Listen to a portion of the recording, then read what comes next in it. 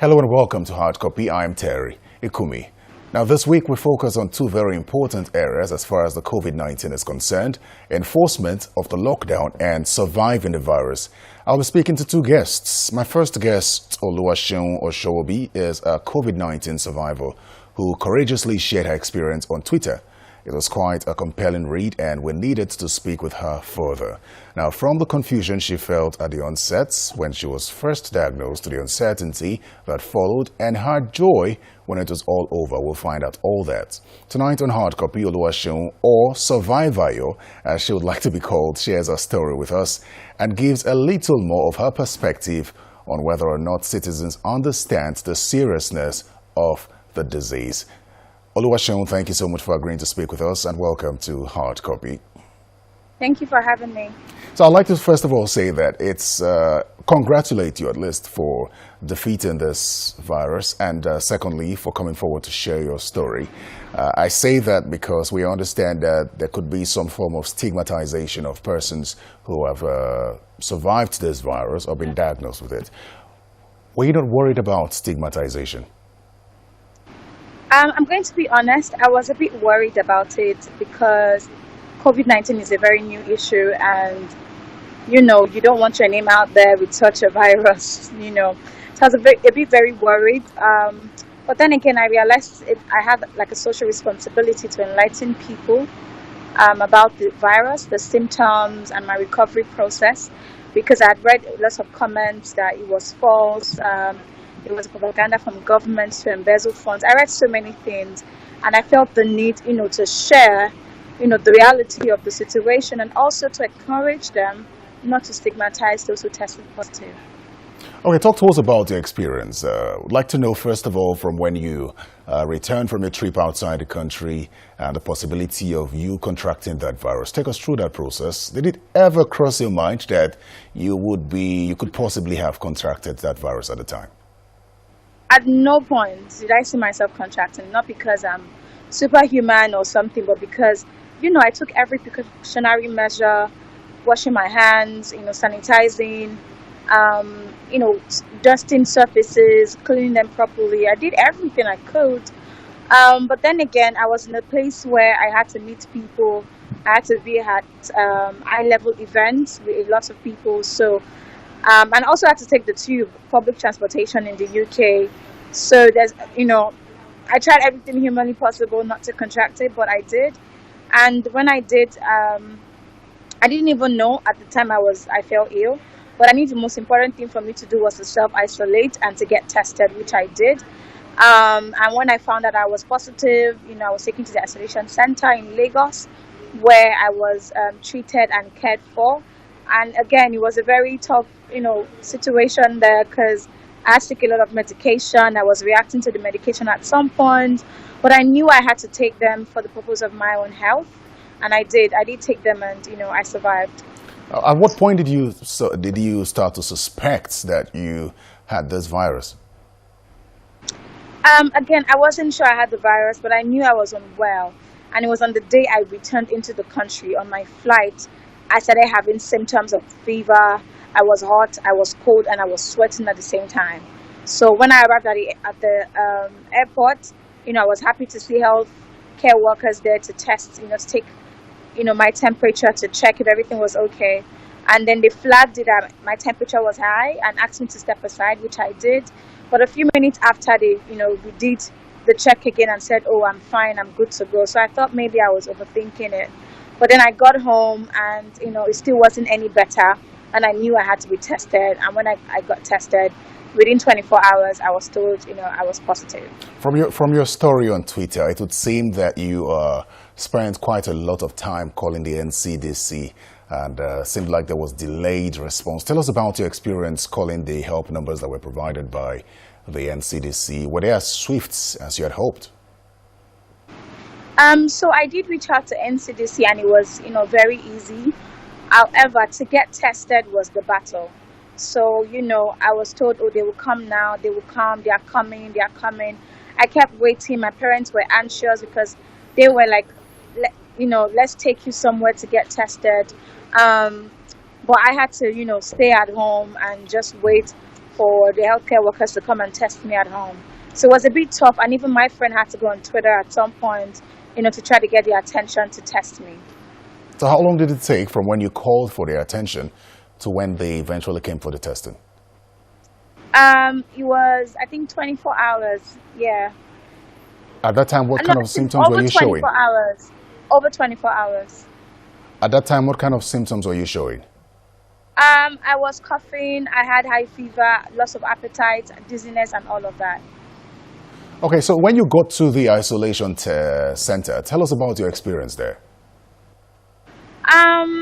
I got there, I was the only person, so I was like, oh my God, I'm going to be lonely here. Like, will I be able to get help as much as I want? But the healthcare workers gave me medication, gave me food, were checking my temperature morning, afternoon, evening, just to ensure that my lungs were not collapsing or I was not having shortness of breath. So they really did help me to get better. Beyond that, I think one of your experiences which you put on Twitter was the attitude of the nurse there. Could you talk to us about that?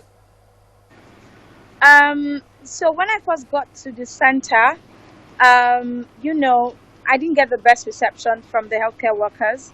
And I was not really pleased about that because I was kept in the ambulance for 2 hours. And I felt that, the priority should be, getting me to my space and, just helping me rest and get started on the treatment. But, I wasn't treated very, very nicely. And I wanted to say that out there so that for subsequent cases, they can be handled much better. So I'd like us to talk about the state of the isolation center when you got there. And just to be clear, was it the Yaba Infectious Disease Center that you were taken to? Yes, I was taken to the Yaba IDH. So what state did you find it in? It was good. Well painted. Looked very neat, very clean. So I was very comfortable staying in there. So it was very good. It was in good condition. Let's talk about the synergy now. What did you notice was the synergy between the Lagos State government and the NCDC? Because you talked about having to repeat your story over and over again every now and then. Every time an official came to you, seemed like there was some lack of data sharing somewhere. Yes. So when I got to the center, the nurses kept asking me the same question. NCDC had asked me, and the Lagos State Ministry of Health had asked me as well. So I was just a bit, frustrated that you're collecting the same data I have provided over and over again. So it definitely showed that, there was a bit of lack of synergy between both parties, but which is a feedback I have given to them, to help improve their system. So once one person collects data, you can carefully share it with other partners across board so that patients don't have to tell their experience over and over again. I'd like to hear your experience firsthand, especially as it concerns the illness itself. Some people imagine that it could be like the common cold. Other survivors have said it was like pieces of glass in their lungs. How was it for you? For me, it was really tough because I was coughing, I was sneezing, I had high fever, I was dizzy, I had loss of appetite, I had diarrhea, I was vomiting, I was doing a whole lot at the same time. So it was very tough for me. And it's an experience, I'd like to recount again because, it just takes me back to that moment where I'm trying to forget and just move on. But it was a very difficult situation to be in for me. And how long did these symptoms last? That's a tough question. I would say about 10 days. Were you in pains? Very much. I was in pain.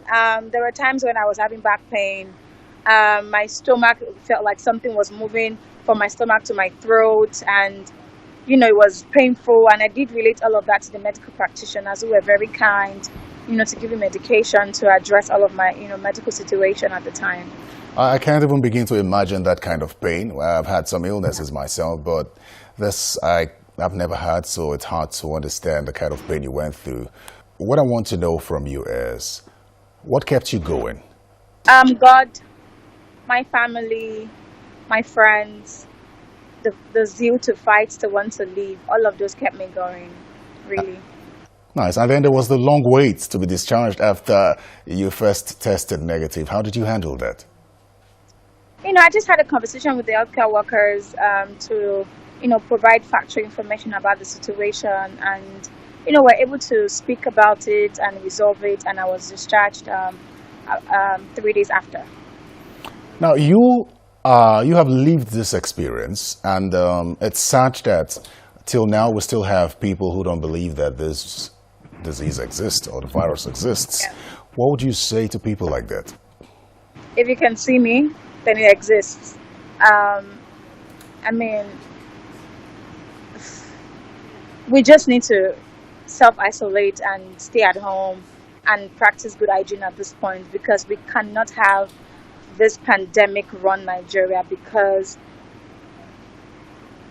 it's a lot to handle. And I can tell you from a first-hand experience, it would kick your system. And for those who have underlying health conditions, it's even tougher for you to fight and survive.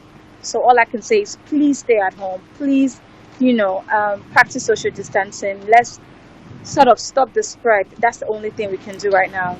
Well, let's emphasize more on this stay-at-home thing. And I, from your conversation or from what you posted on Twitter earlier, you did say that when you observed that you had to isolate yourself at home. Yeah. Talk around isolation, self-isolation, and staying at home to prevent the spread. Sorry, can you say that again? Could you talk around staying at home to prevent the spread and self-isolation if you suspect that you've been infected or you've been in contact with an infected person? Yeah, staying at home and self-isolating if you've been in contact with someone who tested positive is basically to help stop the spread. So if you're outside, you might sneeze and droplets of your sneeze or your cough will get to someone else's mouth and they'll get infected, But if you're within a very closed door, it's easier to manage. Healthcare workers can easily trace those you were in close contact with, test them and manage the situation.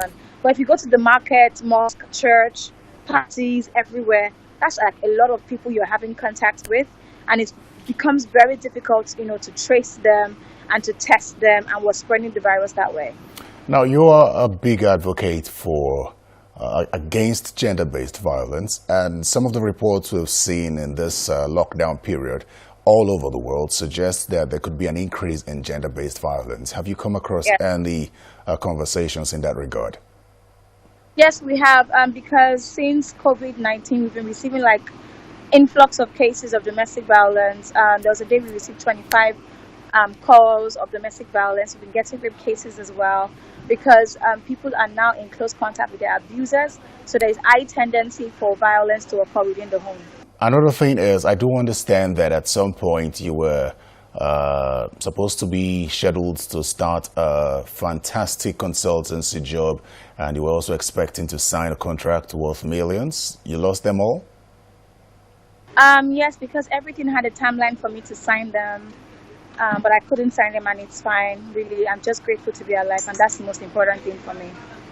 What for you would be the advice to government on how to handle this kind of situation, especially to at least encourage people to come forward? Because it would seem that many people would rather just stay in their houses and lie about their ailments and refuse to come forward.